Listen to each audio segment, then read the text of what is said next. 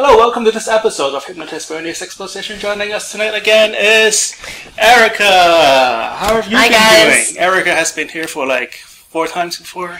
This is either the 4th or the 5th time that we've gotten together on this show. This is great. So it's been over a period of a year. Yeah, it was like the first time you were here was like a year ago, a year and a Yeah, half ago. it was probably last March because I was going through the tumultuous decision of whether or not I should quit my job. Oh yeah. And then after our first session, I quit my job. I was woo.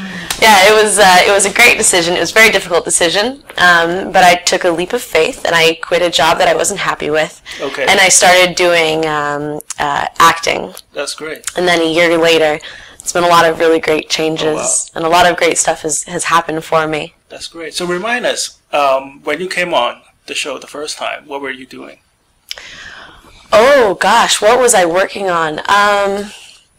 I'm not sure. I think I was just really confused at the time, and so I just wanted to work on getting clarity on.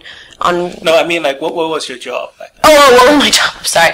So I was the assistant creative director at an event design and decor company based in Malden. So we essentially designed parties. Okay. You know, everything from corporate cocktail hours to bar mitzvahs and that sort of stuff. So it was interesting and fun, creative work, but it was it was a job, and I didn't like having to work for somebody else. So now I'm really happy to report that I work for myself, and I'm supporting myself through photography while I pursue my acting career. And at the time, you were not sure if you were able to pay bills and stuff like that. Oh yeah. I'm still not sure. No, it was a very confusing time. You found what you're good at doing. Absolutely. And then you're getting busy. And that was also one of the subjects of our show, is that I was sort of struggling with this desire to be a freelance agent, essentially, but not really feeling very confident in my value and the value that I had to give others. And now I definitely come from a place where I feel a lot more confident in the value that I have and my ability to earn money from that in a way that feels really good and positive, from my creativity and my intelligence. And that's something that feels really great today. Yeah. That's great. And tell us, you have been on a lot of movies, right? Yeah. Since I started acting in Boston in the summer. And you've done a good job in promoting Boston as a I really believe in Boston. Yeah. I think that there's a lot of opportunity here for filmmakers. Great because a lot of actors would just come here, have 2 months, and then they jet for New York. Well, it's true that actors really like filming movies here.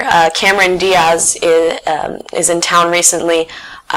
Working on a film, and that film originally was supposed to go to some southern state, but she actually was the one who said, no, I want to film in Boston. Oh, wow. So Boston is getting this great reputation as being a really film-friendly place to shoot and to live and to pursue this career path. Thanks for being a great ambassador. Thank you. I really believe in this. I really believe in this city. I've always loved Boston, and I love the culture here. It's very collaborative. You were living somewhere else before you come here.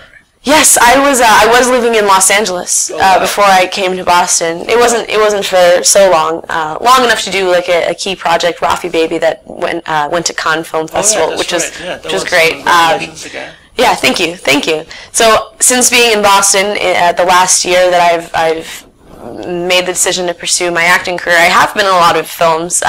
One of my biggest films was the Sandra Bullock movie, The Heat. I had a role in that, which was great. That's great. Alongside Melissa McCarthy and Tony Hale from Arrested Development. Wow. That was a lot of fun. But then that's the highest sort of profile film that I've been in. But I've been in a lot of other films and even produced some. Oh wow! What's your latest project that you're producing? Oh gosh, well, so I did this film this winter with this Iranian ph.d. film student at Boston University, and we produced that film together. It was originally called Labyrinth, but now it's the official title is Red, a Fairy Tale. Okay. And what is it about?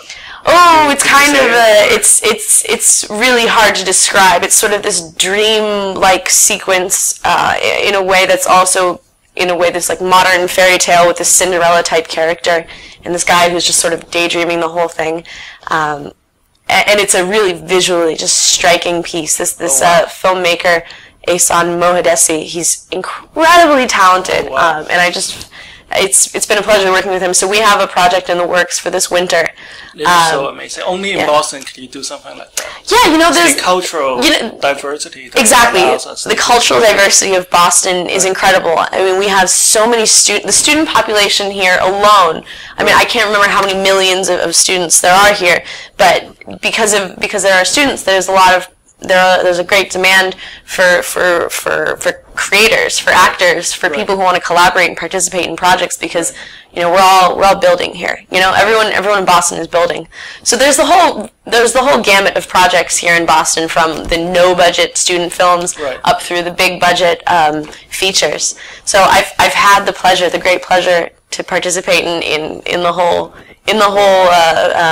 range on the spectrum.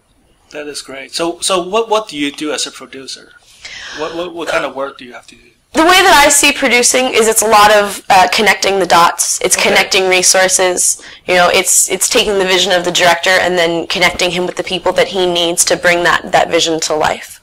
So that's something that I really enjoy. I just enjoy facilitating projects of meaning. I enjoy making things happen. I enjoy being a person who is a connector, who can just make things happen that need to happen in order for us all to move our pieces on the chessboard. Yeah, and you have only been actually working on this for like a year. Yeah, and about a year. You have already created so much connections. And I would definitely say that I've been very successful in the past year, especially since the creation of the Hollywood East Actors Group, the film networking group that I run. I founded it.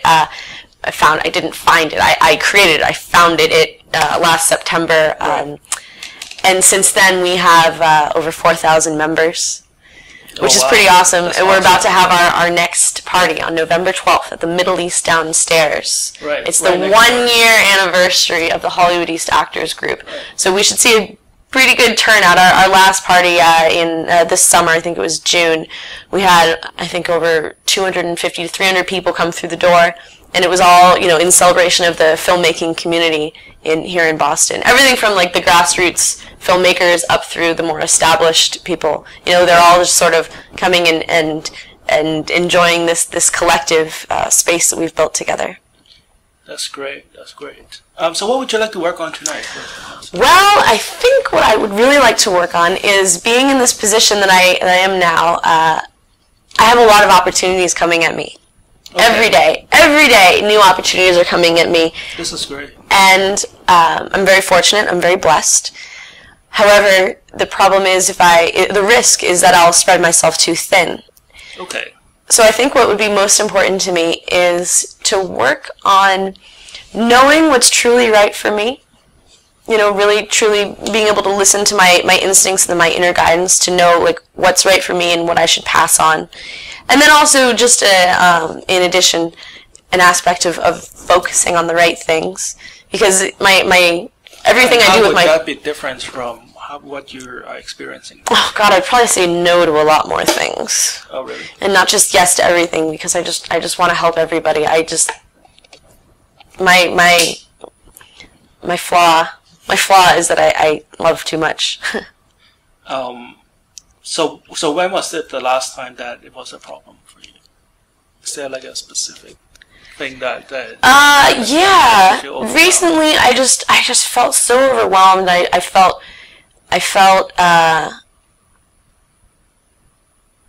overwhelmed in a way that was like incapacitating. Like I couldn't move forward on anything just because I was so scattered and I didn't know what it was that I wanted. That it just felt like everything was just sort of collapsing on me. It wasn't is literally. It like a feeling, or is it like generally disorganized? It's like it's this feeling of overwhelm. It's this feeling of just this like. Do you think it is possible, at least at this point, right, to do everything that came to you? No. Okay. Because I would be dead and broke. I would be thoroughly exhausted and broke. That is financially viable, Like after you filter that out, the things that you want to do, would you still be able to do them all? At least today. There would never be enough time in the day to do all of the things that I want to do. What about the things that are financially viable? Because those are the relevant things, right? If the people are paying it, that means it's more relevant than the non-paying ones. Potentially. Not necessarily. Okay. So go back to a minute ago, right? How would it be different tomorrow if everything works as today? How would it be different? Like we don't want to go into the direction where you are kicking things out of your life, right? I don't want to be kicking things out of my life. Definitely that's not. That's not what we are about here. Yeah, exactly. I definitely don't want to be kicking things out of my life, but I do want to have a better perspective on what's important. You know, definitely, sometimes I get caught up in these, like, busy work and attending to all these little things and agendas of other people, and I can lose sight of, you know, what's most important to me, and I often have the bad habit of taking care of others before I take care of myself. So I think that what would look different would be that I would have a greater peace of mind about attending to my priority things before investing my energy in the wants and needs of others. Does that make sense? Okay. I'm not being clear, am I? I'm so sorry. Oh, no, that's good. You're being honest, so that's great. That's all I can be. Well, would you like to feel differently, or would you like to do it? Would I like to feel differently? Sure, of course we all want to feel differently. I want to feel happy and excited and energetic all the time. I'm not sure how to, like, change the way you behave without telling you how to do your job, and I don't know how to do your job. Sure. So maybe we can just work on, you know, feeling differently. Sure. And the way you organize your schedule, I think it is up to you, right? I'm sure you can find ways to more efficiently manage your schedule. Yes. And you have to do that yourself, right? Yes. Maybe you can feel differently. Sure. When you're about to I would love to feel differently. That you're scheduled to do. Maybe you can still be able to do everything, you know? That's what I was thinking. Maybe if you feel happy, you know. You know what? I would say that if I did feel happy and I wasn't feeling overwhelmed and just like, you know, you kind of get this like deer in the headlights sort of feeling when everything's just sort of rushing at you. I would like to definitely be able to feel... Do you think you have a hard time doing one thing at a time? Yes. Because Absolutely. This is the kind of feeling that I'm getting from you, is that you're doing a lot of things at the same time. I'm doing a lot of things at the same time because I have this like unrelenting need to feel productive and to get as much stuff done as possible, even if it's not necessarily what's most advantageous for me. I'm sending a lot of mixed messages, aren't I? I'm so sorry. Oh, no, it's okay. But I'm just thinking, you know, that if you do one thing at a time, yes, there's still a possibility that you can do it all. Yes, this is very valid. Without... But I don't know what the schedule is, right? Maybe. But it just sounded like you... Schedule is irrelevant. Priorities are what's important. Right. Maybe we're talking about the same thing here. You know, if you prioritize... Yeah. You can always make time for what's important. Right. So how would you think differently? So what would be like a good test to see if today's session go our way or not? Like, if tomorrow works out perfectly, how would you be different? I think I would just have, if I could have anything, I would just have greater perspective. I would be able to zoom out a little bit more and see all the pieces, see like the whole forest instead of all the trees. Do you know what I mean? And that sort of calm that comes with that ability to see further. And what would that be like? I'm so difficult, aren't I? What would that be like? That would be calming. It would be refreshing. It would be, I would have a sense of confidence about what I'm doing. I mean, I already have a sense of confidence about what I'm doing. But definitely managing my emotions would be really huge. Maybe even just not lowering my own expectations, but being willing to not have to do everything perfectly. I'm just talking in circles, aren't I? I'm so sorry. Oh, no, it's okay. I know you're digging for like this specific thing, and I want to give it to you. I just... Well, once it's not just for me, right? It's also for you. Sure. it just sounded like you yourself is not very clear of what a good feeling is. And when you're trying to search for it and you don't know what you're searching for. You ask great questions. Thanks. But this is about you, not about me. The good feeling, it would be a feeling of confidence that I can handle everything. It would be a sense that there's enough time for everything. A good feeling would be that that I have the ability to set and keep clear boundaries with people and ask for what I need and not just say yes to not just run into saying yes because, if you're, losing the opportunity or something, opportunity should fear losing me, not the other way around, man. Did that at all answer your question? Yeah, it does. It does in a way. I guess it's just the sense of faith and confidence that everything is happening the way that it should, and that I'm doing exactly. Maybe that is it, right? Maybe you just don't feel that, even though you have this big vision in front of you, you just don't. Somewhere in the back of your mind, you just don't think that it's going to happen. Sure, and you're absolutely. doing all this to try to hide. Absolutely. I have moments where I have those moments of, what am I doing with my life? I mean, is this really... It sounds to me like you can handle more than what you're telling me. I can handle a lot. Yeah. I can handle a lot. A lot more than what you're... The 1,000 things you're doing, that's like nothing. You can do 10,000. Well, if I had a better team working with me, then yes, I could. I could do... Those will count. Yes. It will count. But it sounded like you're using that to for yourself anyways, not to the public, but for yourself to hide from. What am I using to hide?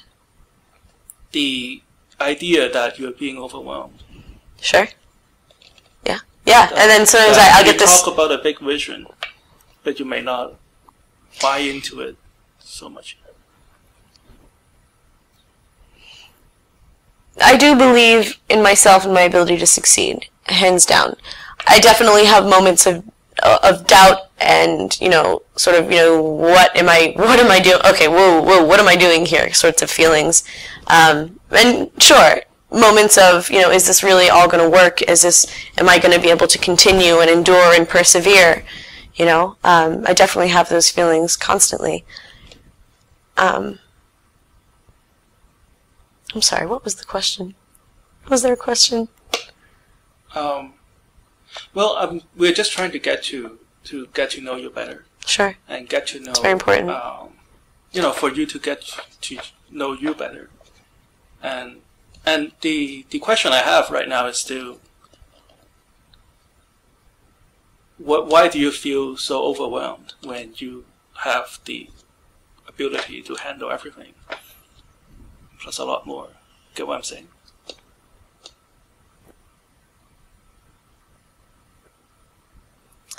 Why do I feel overwhelmed if I have the ability? Because I don't have the ability to handle everything, My resources are limited.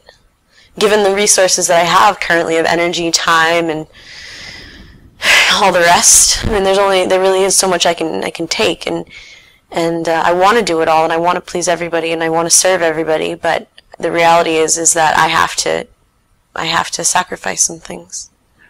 So... Okay, so without telling you how to do your job, right? So I guess what we can do with hypnosis today is to help you just, when you wake up tomorrow, you just feel more centered. Yes, that sounds great. More poised. Yeah, and more whole. You obviously need to find a way. I'm sure you agree with me that organize it better. One thing at a time. Probably I'll spend the rest of my life trying to figure that one out. We all do, right? Yeah. But if your mind is less cluttered, chances of doing one thing at a time is much easier. Or just finish the thing that you started.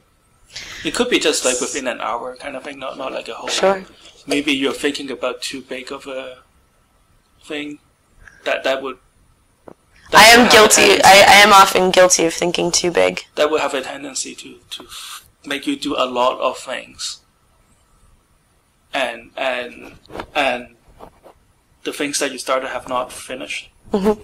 And that weighs on your unconscious mind, right? Oh, big time. Right, and then it's just like a snowball.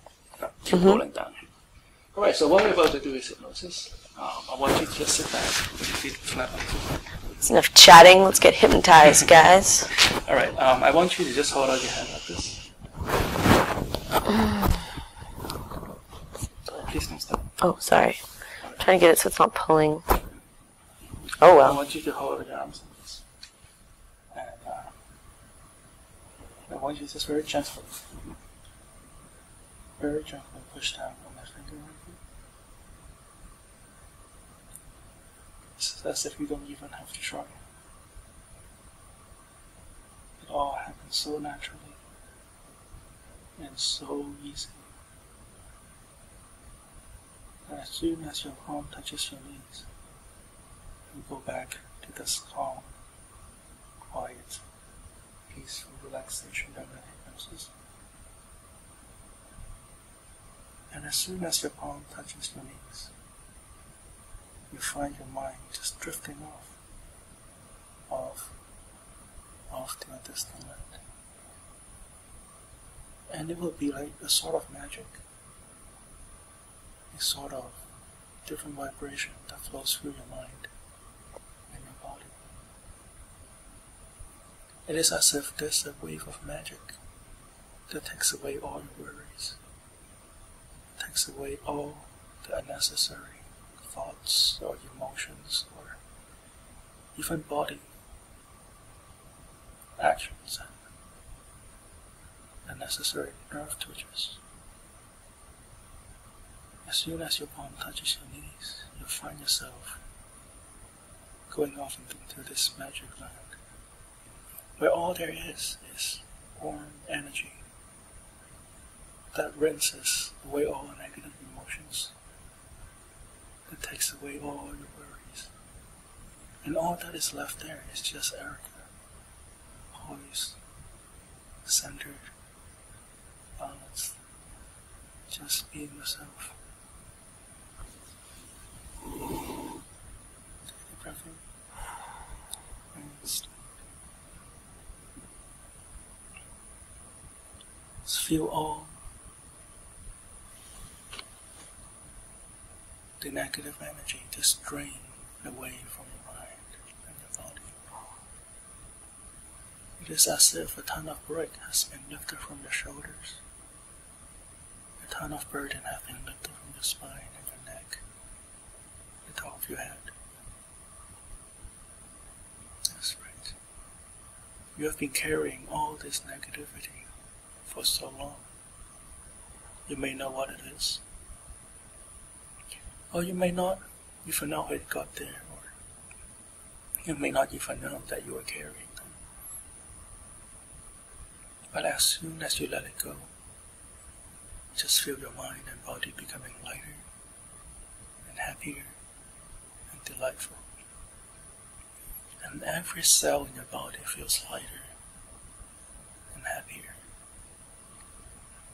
And feel this continuous flow of energy all around you now. That's right. And it will continue to be with you long after this session is over.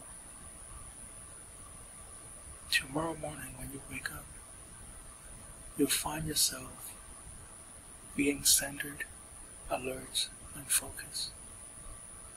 You'll find it easy to handle everything just one thing at a time. Prioritize all the important things first. And when you find that there are options that you'd rather not take, you find it confident, just put them aside or politely decline. You will do whatever you need to do to help yourself stay focused, centered, poised, and balanced. Now I want you to imagine a new Erica. A new Erica in front of you, who is confident, who is successful. She may look slightly different from the Erica who is sitting here right now. She may walk differently.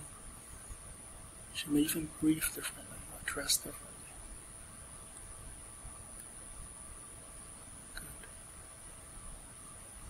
Now feel yourself emerging into this new you right now. Feel your entire body becoming refreshed and renewed. Feel your whole mind and body being filled up with a new sense of confidence, being filled up with a new sense of life and energy and purpose. That's right. And you feel this new mind and new body, so fresh, so much more energy, so much more focused and balanced, so much more energetic. Your nerves becoming stronger and more sturdy. That's right. And whenever you need to stay focused, all you have to do is close your eyes and imagine yourself being this new you. And you'll find your entire mind and body being refreshed and renewed. Anytime you close your eyes and imagine this new you. Good. I'm going to count from 1 to 10. When reach number 10, I would like you to come back to this room. Feel great. You feel like you've just left the last 12 hours. Full of life, full of energy. 1, 2, 3, 4, 5, 6, 7, 8, 9. Take a deep breath in. Whenever you're ready. 10.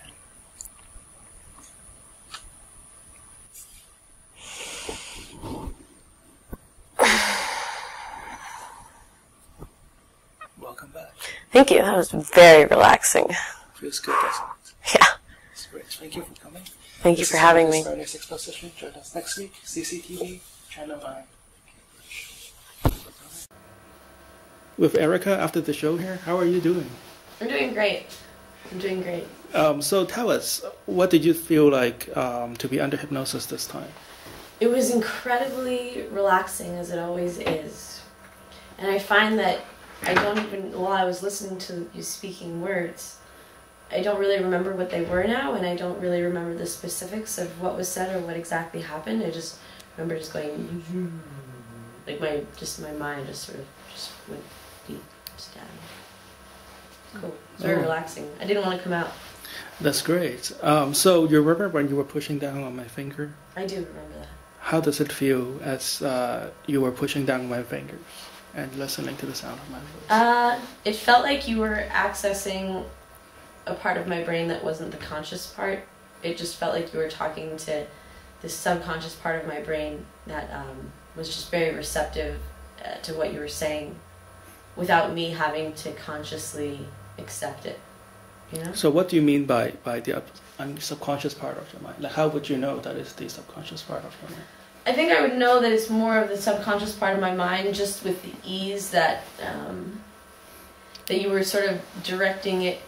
You were directing it into this like state of relaxation and suggestion, without me. And I didn't have my sort of conscious analytical mind like listening and dissecting everything you said. I just sort of made this conscious choice just to accept what you were saying, and then my subconscious mind was sort of being fed everything else that you were saying. I felt. How does it feel as that was happening? Very relaxing, extremely relaxing. What kind of thoughts goes through your mind as it was happening? Honestly, I'm not sure. It's hard. It was like, okay, I'm relaxing. Like, yeah. Just taking in the things that you were saying. Okay. That's good. So after the induction, you were under hypnosis, right? And do you remember the most relaxed part of the process? How does your body feel? Do you remember at all? It was just this like big, empty, clear space inside my mind that was just very still, like a still, calm pool. You know? That's great. So how do you feel right now? I feel good. I feel good. How does it feel right now compared to the moment you walk in? Well, I feel very peaceful. I was already a little bit tired, so I'm still a little tired. But I feel happy and peaceful, and I just, I don't feel overwhelmed by anything. Then again, I'm not in my office staring at my list of to-dos. And compared to the last few times you were here, does this feel any difference from before? Every time that I've been here, what's been similar is the sense of relaxation that I get. So I would say that it's similar in that way. But in a way, I also felt this time was different because my mind was just it was a little bit more easy just to go, like, all right, I accept the hypnosis, and my mind was like, So it almost felt a little bit easier this time to get into a state of hypnosis. That's great. Well, thank you for coming by. Hopefully we can get you back here in a few weeks. Thanks for having me. And have us an update. All right, this is Erica, everybody.